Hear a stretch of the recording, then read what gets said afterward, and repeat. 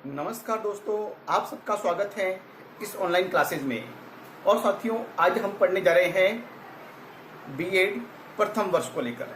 और बीएड प्रथम वर्ष के अंतर्गत आज का जो हमारा शिक्षण विषय है वो है पाठ्यक्रम की परे भाषा को लेकर। पाठ्यक्रम की परे भाषा के अंतर्गत हम जिस इकाई का अध्ययन कर रहे हैं वह इकाई है द्वितीय। और द्वितीय इकाई के अंतर्गत आज का जो हमारा प्रकरण है वो है भाषा अर्जन। और साथियों, आज हम और मुख्य शिक्षण बिंदु गिने तो हम भाषा अर्जन की अवस्थाएं, हमारा जो प्रकरण है भाषा अर्जन की अवस्थाएं। तो साथियों, भाषा अर्जन की बात को लेकर मैं स्पष्ट करना चाहूँगा कि भाषा अर्जन की जो प्रक्रिया है वो जीवन पर्यंत अनवरत रूप से चलने वाली प्रक्रिया है। जब बालक जन्म लेता है और जन्म के कुछ सप्ताह कुछ दिनों के पश्चात ही वो क्रंदन करता है, रोता है, और फिर वो श्रेष्ठावस्था से बाल्यावस्था में आता है, और बाल्यावस्था से वो किशोरावस्था में आता है, फिर युवावस्था में आता है, और वृद्धावस्था में वो कुछ ना कुछ सीखता ही रहता है। मतलब विकास की भाषा का विकास, ये विकास मतलब जीवन पर्यंत चलने वाली प्रक्रिया है। वृद्धि एक समय तक चलती है, जबकि विकास जीवन पर्यंत चलने वाला एक तथ्य है। तो आज हम बात करेंगे भाषा अर्जन की अवस्थाओं के बारे में। तो साथियों, अब मैंने भाषा अर्जन की अवस्थाओं को 3 भागों में डिवाइड किया है। पहले है शैशवावस्था में भाषा अर्जन। अब साथियों, शैशवावस्था में भाषा अर्जन की बात करें हम तो स्वर व्यंजन, सबसे पहले बात करें कि बालक को स्वर व्यंजन का ज्ञान नहीं होता है। और जब न तो बालक केवल क्रंदन करता है, उसे स्वर व्यंजन का ज्ञान नहीं होता है और रोता ही रहता है। और 25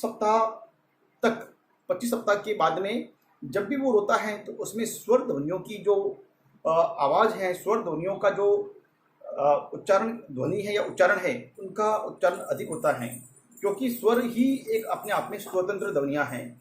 और इन स्वतंत्र ध्वनियों के माध्यम से ही हम व्यंजनों का उच्चारण कर सकते हैं, और व्यंजनों का उच्चारण हम यहाँ पर कर सकते हैं। तो उसके उस 25 सप्ताह तक के क्रंदन में स्वर ध्वनियों का हमें समावेश देखने को मिलता है।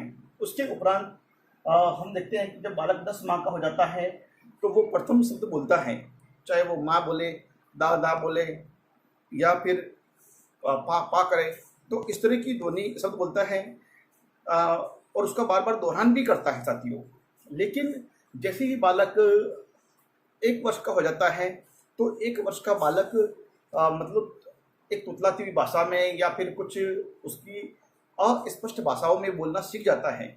लेकिन उसकी इस भाषा के अंतर्गत हम लोग उसकी भाषा समझना थोड़ा कठिन होता है, क्योंकि उसके माता पिता, उसके जो अपने भाई बहन हैं उस बालक के, शिशु के, वो समझ सकते हैं, लेकिन अन्य व्यक्ति के लिए समझना उसके लिए थोड़ा सा कठिन होता है। और इस प्रकार से वो 18 मास के बालक एक वैज्ञानिक है जिनका नाम है मैककार्ची। उनके उस अध्ययन के अनुसार कि 18 महीने का जो बालक होता है, उस 18 महीने की बालक की जो भाषा होती है वो 26% ऐसी भाषा होती है जिनको हम समझ सकते हैं।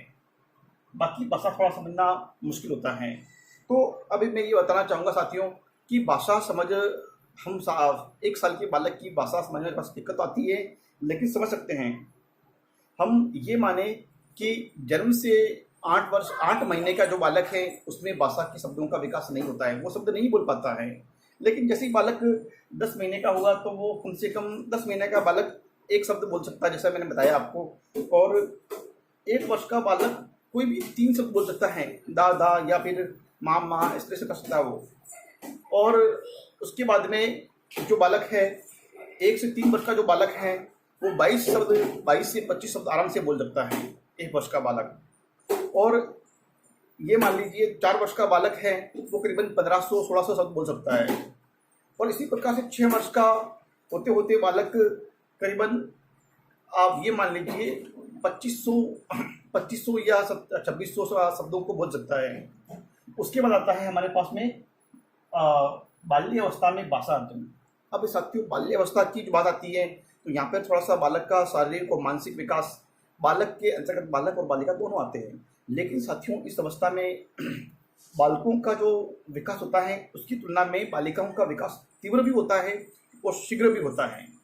तो आप देखेंगे कि लड़कियों का भाषाई विकास लड़कों की अपेक्षा तीव्र होता है और शीघ्र भी होता है। और वे शब्द संख्या भी उनकी बालिकाओं की जो शब्द संख्या होती है वो बालकों की तुलना में अधिक होती है। वो अधिक शब्दों को सीख लेती है, अर्थ को जान लेती है, अपनी बात को कह सकती है।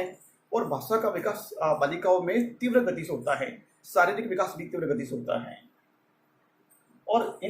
और बातों की जो कुशलता होती है, अपनी बात सही ढंग से किसी को समझाना, कह पाना, तो वो लड़कियों में बहुत ही कुशलता के साथ में हो पाता है बजाय लड़कों के। ठीक उसी प्रकार से भाषा पर जो सबसे अधिक प्रभाव पड़ता है बालकों के, वो है घर का वातावरण, घर का, परिवार का, समाज का, आस पड़ोस का, परिवेश का। इन सभी तमाम सारे जो मतलब ये वातावरण है, चाहे वो विद्यालय का वातावरण हो, तो वातावरण जन्य जितने भी मतलब दे रखे हैं सभी बातें, उन सबका प्रभाव भाषा पे कहीं ना कहीं पड़ता है, बालक की भाषा पर पड़ेगा। यदि वातावरण में भाषा का विकास एक विकसित रूप में है तो बालक में भी भाषा का विकास विकसित रूप में होगा। यदि भाषाई ज्ञान वहाँ पर पिछड़ा हुआ है आस पड़ोस परिवार परिवेश में, तो निश्चित रूप से बालक में भी पिछड़ापन भाषा के रूप में आएगा। इसी प्रकार से स्थूल से सूक्ष्म की ओर भाषा का जो विकास होता है, बालक भाषा की प्रत्येक को समझने लगता है। भाषा का विकास होता है स्थूल से सूक्ष्म की ओर होता है। मतलब पहले बालक हमेशा एक स्थूल चीज़ों को पहले देखता है, स्थूल वस्तुओं को पहले इसकी जानकारी प्राप्त करता है, उसके बाद में सूक्ष्म की ओर बढ़ता है। हम इसको मूर्त से अमूर्त की ओर भी कह सकते हैं। जैसे कि पहले बालक को पूछा जाए कि उस चीज़ को पहले देखेगा, मतलब ये सामने जो दिखाया जाए कि ये क्या है। जैसे मैं एक शब्द लिख दूँ, जैसे शब्द देता हूँ, जैसे कि पेड़, तो पेड़ शब्द को वो नहीं पहचानेगा, लेकिन पेड़ शब्द दिखेगा उसको कि ये पेड़ ऐसा होता है, पत्ते होते हैं, डालियाँ होती है, शाखाएं होती है, और इसको हम लिखेंगे तो शब्द में इस तरह से पेड़ लिखेंगे। तो बालक उस शब्द को बाद में सीखता है, उसके मतलब सूक्ष्म रूप को बाद में सीखता है, पहले स्थूल रूप में सीखता है। बालक की हमेशा एक प्रवृत्ति रहती है बाल्यावस्था में कि हर वस्तु के बारे में जानकारी प्राप्त करना चाहता है। अपने बड़े बुजुर्गों से, अपने माता पिता से, अपने दादा दादी से पूछता है ये क्या है, ये कौन है, ये कैसा आया है, इसका नाम क्या है। बालक मतलब बहुत सारे सवाल उसके मन में होते हैं, वो हर सवालों का जवाब अपने चाहता है। तो वो सभी सवालों के जवाब अपने जो उससे बड़े हैं परिजन उनसे चाहता है। तो कहने का मतलब ये है कि बालक का जो भाषाई विकास जो होता है वो स्थूल से सूक्ष्म की होता है। वो मतलब ठोस चीज़ों को, जो प्रमाणित, जो सामने साक्षात रूप में है, उनके द्वारा सीखता है। तो बालक का विकास, भाषा का विकास जो होता है, भाषा क्रम का जो विकास होता है, वो हमेशा स्थूल से सूक्ष्म की ओर होता है। तो आप इसमें हम सभी बातों के साथ साथ में एक सारांश रूप में ये भी कहूँगा इसके रूप में कि हम जब बालक परिवेश से अपने विद्यालय आता है तो उसको एक हम फ्लैश कार्ड के माध्यम से या वर्णमाला चार्ट के माध्यम से उनमें चित्रों का समावेश ज़्यादा रहता है, क्योंकि चित्रों को पहचानता है। जैसे हम बच्चों को आ सिखाना है तो आम का चित्र दिखाया जाता है, आ से आम। तो चित्र इसलिए दिखाया जाता है कि चित्र को वो पहले से परिचित है, क्योंकि चित्र के माध्यम से वो चित्र को देख के आया है कि इसको आम बोलते हैं, लेकिन उसको आम दिखना नहीं आता है, आम शब्द का अर्थ नहीं पता, लेकिन उस वस्तु का नाम पता है कि आम है। तो वो ठोस रूप में है, मूर्त रूप में है उसके सामने। इसलिए भाषा का विकास हमेशा मूर्त रूप में होता है, स्थूल से सूक्ष्म की ओर होता है। उसके बाद है किशोरावस्था में भाषा विकास। अब साथियों, किशोरावस्था ऐसी अवस्था है जो स्टैनली हॉल के अनुसार तूफानों, झंझावतों और संघर्षों की अवस्था है। तो सारे शारीरिक और मानसिक परिवर्तन किशोरावस्था में देखने को मिलते हैं। जितना शैशवावस्था में बालक में परिवर्तन आते हैं, उतने ही उससे भी अधिक परिवर्तन किशोरावस्था में आते हैं। तो शारीरिक परिवर्तनों में संवेग भी उत्पन्न होते हैं बालकों में। जो जिस तरह से बाल्यावस्था में, शैशवावस्था में भूख, प्यास, संवेग, क्रोध, ये संवेग होते हैं, तो वो सारे संवेग यहाँ पर भी निकल कर सामने आते हैं। संवेग यहाँ पर बालक में चिड़चिड़ापन, भूखे रहने की प्रवृत्ति, या अपने मतलब अपने में मग्न रहना, टोली या दल की जो आयु है, अपने साथियों में मग्न रहना, तो ये सारी बातें मतलब किशोरावस्था में सामने आती हैं। और साहित्य, इस वक्त उसमें साहित्य पढ़ने की रुचि भी जागृत होती है। बालक जब कक्षा 11वीं-12वीं में पढ़ लेता है और उसके बाद में 9वीं-10वीं में पढ़ता है, उसके बाद किशोरावस्था में आता है और किशोरावस्था में उसमें साहित्य की रुचि लगती है। तो साहित्य में विभिन्न प्रकार के कवियों, खुद की मतलब रुचि के अनुसार उन विधाओं को पढ़ता है। कविता है, कहानी है, उपन्यास है, विभिन्न प्रकार के आत्मकथाएं हैं या फिर कविताओं के बारे में है, गज़ल है, शायरी है, तमाम सारी बातें वो मतलब उन काव्य एक पाठ के रूप में पढ़ने को पसंद करता है। उसकी रुचि होती है उस काव्य सर्जन में, काव्य पठन में, काव्य सर्जन में, काव्य लेखन में, उस काव्य के रूप में या साहित्य के रूप में उसकी रुचि जागृत होती है। उसके बाद कल्पना शक्ति का विकास भी होता है। साथियों, किशोरावस्था में भाषा के रूप में उसकी कल्पना शक्ति का विकास अधिक होता है। कल्पना शक्ति का विकास इसलिए होता है कि वो कल्पना के माध्यम से विभिन्न प्रकार की कविताएं लिख लेता है, गज़ल लिख लेता है, शायरियाँ लिख लेता है और विभिन्न प्रकार के वो प्रेम प्रसंग में भी उस वक्त पढ़ने लगता है, क्योंकि विपरीत लिंग के प्रति आकर्षण होता है। तो विपरीत लिंग के प्रति आकर्षण के कारण वो प्रेम प्रसंगों में भी पढ़ता है। तो गीत, गज़ल या शायरियाँ और फिर श्रृंगारिक रचनाएं तो उससे वो ज़्यादा पसंद होती हैं। तो कहीं ना कहीं उसका मतलब एक कल्पना शक्ति भी प्रखर होती है उसकी, और इसी कल्पना शक्ति के माध्यम से वो कविता लिखना शुरू कर देता है, फिर कहानी लिखना शुरू कर देता है, या फिर चित्रकार भी बन सकता है। चित्रों की अभिव्यक्ति करते करते वो चित्रकार भी बन जाता है, या फिर एक कुशल संगीतज्ञ, या फिर एक अच्छा गायक है, या फिर अच्छा एक नृत्यकार है। मतलब सभी प्रतिभाएं उसमें किशोरावस्था में देखने को मिलती है। और उसकी भाषा में भावुकता होती है। भाषा में भावुकता का कारण साथ ये होता है कि वो विपरीत लिंग के प्रति आकर्षण के कारण उसमें सर्वेकों के साथ में प्रेम प्रसंगों के दौरान उसमें भाषा में एक भावुकता का कूट लीन होती है, और उसी के साथ में शब्दकोश भी विस्तृत होता है।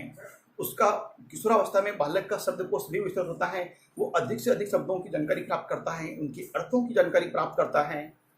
ठीक उसी प्रकार से भाषा में अपनी भाषा को लिखकर भी व्यक्त करता है, बोलकर भी व्यक्त करता है, और कहीं ना कहीं भाषा का एक गुप्त रूप, जिसको हम कोडिंग डिकोडिंग भी कहते हैं, उस भाषा का प्रयोग भी वहाँ पर करता है। क्योंकि उनकी दल की आयु या उसके मतलब अपने कुछ ऐसी बातें भी होती हैं जो मतलब वो अपने साथियों को ही पता रहती है। वो माता पिता से छुपाना चाहता है उन बातों को, क्योंकि वो उसके मतलब उन सभी जो उसके जो मतलब कोई भी वो जैसे मतलब अपने जो योजनाएं हैं, उस योजना में कार्य करने के लिए वो माता पिता से लगता है कि मैं ये करूँगा तो मुझे डांटेंगे। क्योंकि एक ऐसी अवस्था ही होती है जब माता पिता सोचते हैं कि इस अवस्था में बालक कहीं बिगड़ ना जाए, कि गलत संगति में ना पड़ जाए, इसलिए उसे डांटते रहते हैं। जबकि माता पिता को ये बात ध्यान नहीं होती कि माता पिता इस वक्त बालक को सबसे ज़्यादा जरूरत माता पिता के प्रेम और स्नेह की है, लेकिन वो शिष्टाचार के वश उसे डांटते रहते हैं। तो अपनी बहुत सारी योजनाओं की बातें उनको नहीं बताता है, तो उसमें वो कोडिंग और डिकोडिंग की भाषा का उपयोग करता है। तो वो ऐसी भाषा को भी विकसित कर लेता है जो अपने साथियों के द्वारा जैसे फिल्में देखना है, कहीं खेलने जाना है, घूमने जाना है, सिनेमा देखने जाना है, कहीं पिकनिक जाना है, उन सभी बातों में वो एक गुप्त तरीके का इस्तेमाल करता है। और इस बोलने में प्रतीकात्मक भाषा का उपयोग भी करता है, एक प्रतीकात्मक भाषा का उपयोग भी वो करता है। तो साथियों, आज की वीडियो व्याख्यान में हमने पढ़ा भाषा अर्जन की विभिन्न अवस्थाओं के बारे में। तो आज की इस वीडियो व्याख्यान में इतना ही। हम फिर मिलेंगे अगले वीडियो व्याख्यान में। तब तक के लिए बहुत बहुत धन्यवाद। जय हिंद, जय भारत।